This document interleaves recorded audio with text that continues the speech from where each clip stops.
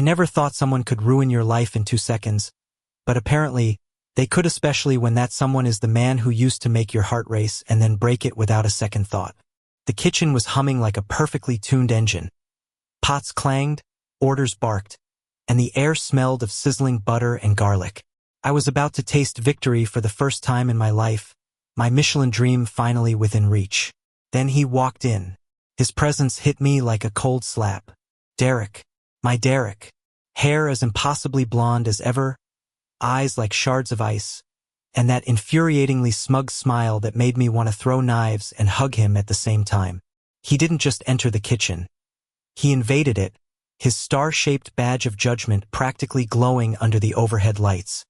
My heart did that stupid, idiotic flip it always did whenever he was near, and I cursed myself for still caring. I turned to the stove, trying to steady my hands as a pan of seared scallops hissed angrily under my touch. "Chef Langford," he said, voice calm but sharp, like a scalpel. "I didn't expect to find you here, running your own kitchen." I forced a chuckle that tasted like burnt sugar. "I could say the same about you, judging my every move instead of letting the staff breathe." He smirked. That smirk.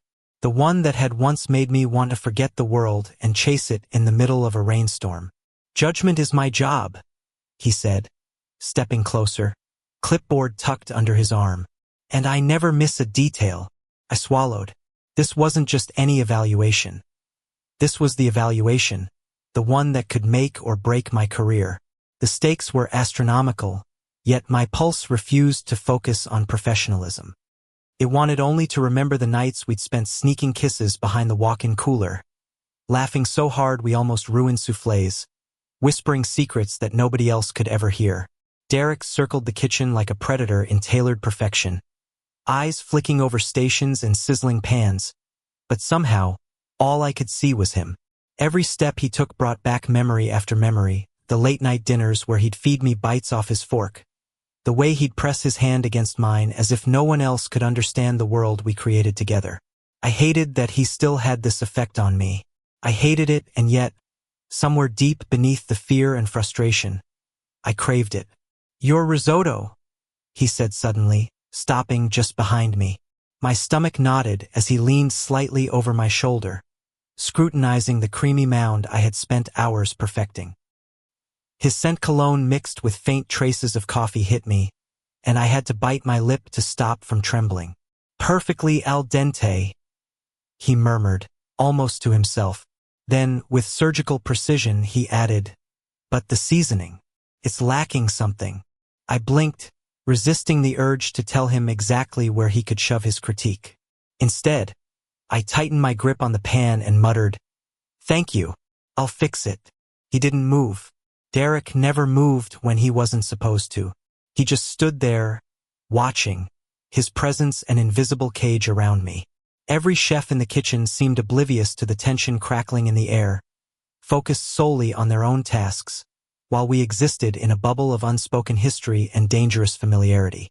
Then, almost impossibly, he leaned in, close enough for me to feel the warmth of his body. "You've improved," he said softly, and I nearly dropped the pan. "Not just in skill, but you." His eyes locked on mine, holding a question, a challenge, and a memory all at once. I wanted to laugh, to cry, to scream. "Don't," I whispered, more vulnerable than I intended.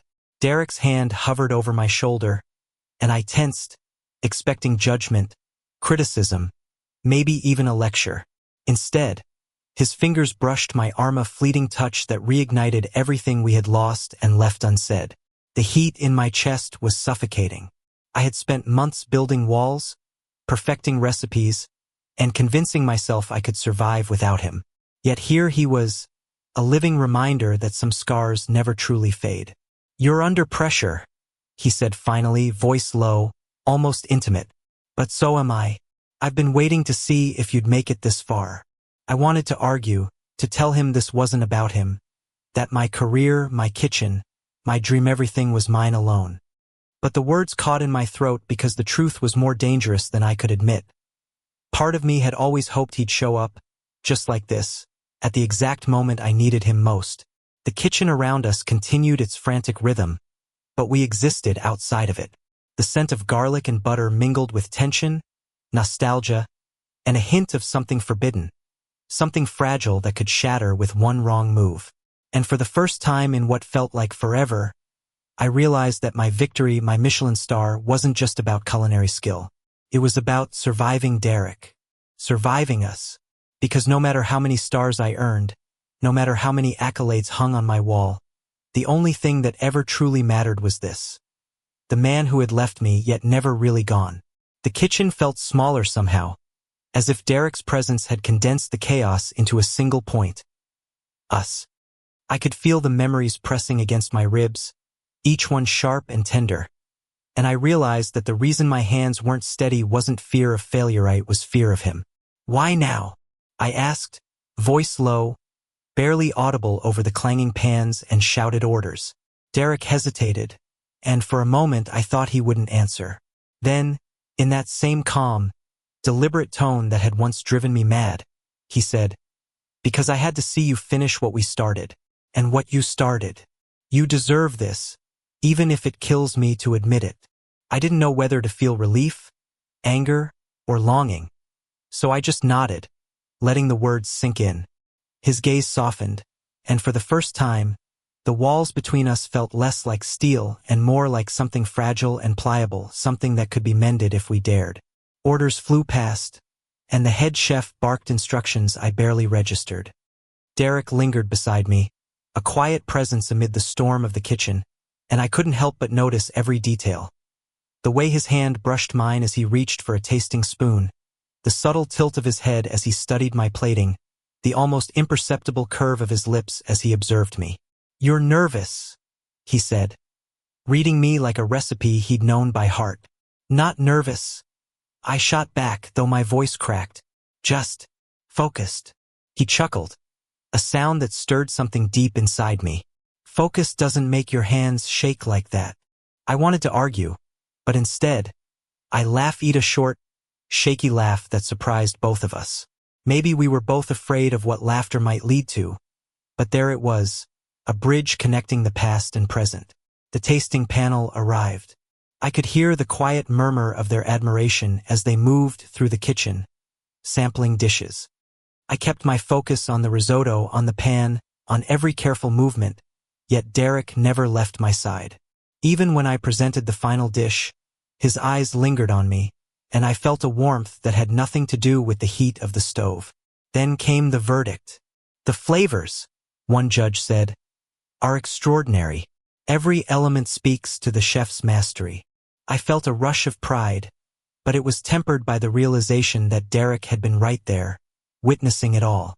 When the head judge turned to me with the signature nod that signaled Michelin recognition, I barely registered the applause from the kitchen.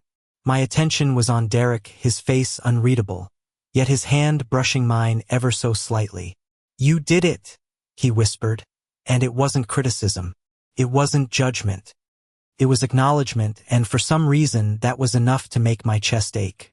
We slipped out of the chaos of the kitchen together after the ceremony, the night air crisp and soothing. New York City sparkled around us, lights reflecting off wet pavement from an earlier drizzle. Somehow, it felt like the city itself was celebrating, yet I only had eyes for him.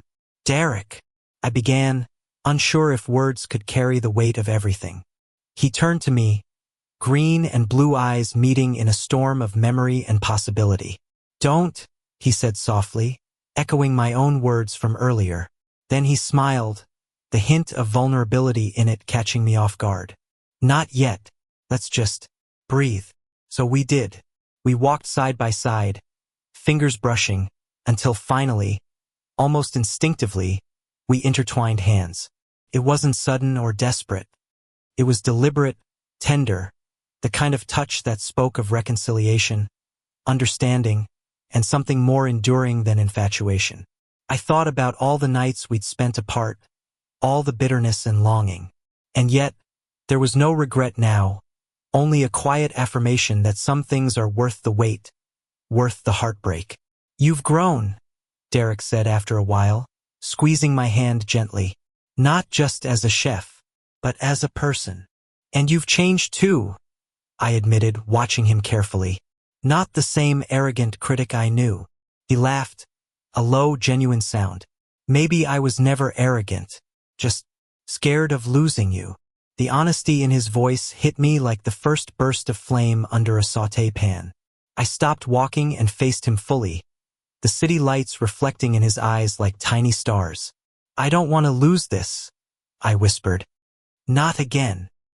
He leaned in, and for a heartbeat, the world shrank to just the two of us, the noise of the city, the chaos of kitchens, the weight of the past all fading into nothing. Our lips met, hesitant at first, then with a depth and intensity that made every moment of separation worth it. When we pulled back, his forehead rested against mine. We'll figure it out, he promised, and for the first time, I believed him. The Michelin star, the recognition, the countless hours of toilet all mattered, but none of it felt as significant as this.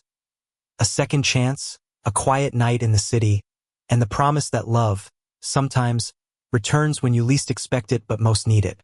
We walked on, hand in hand, laughter mingling with the night air, hearts beating in tandem, ready to write the next chapter not as chef and critic, not as former lovers, but as two people finally willing to be everything they were meant to be together. And for the first time in a long time, I didn't worry about what tomorrow might bring. I only felt the warmth of his hand, the certainty of his presence, and the infinite possibilities of a love that had survived fire, heartbreak, and time. Thank you for listening. Don't forget to like and subscribe to stay updated with the latest videos.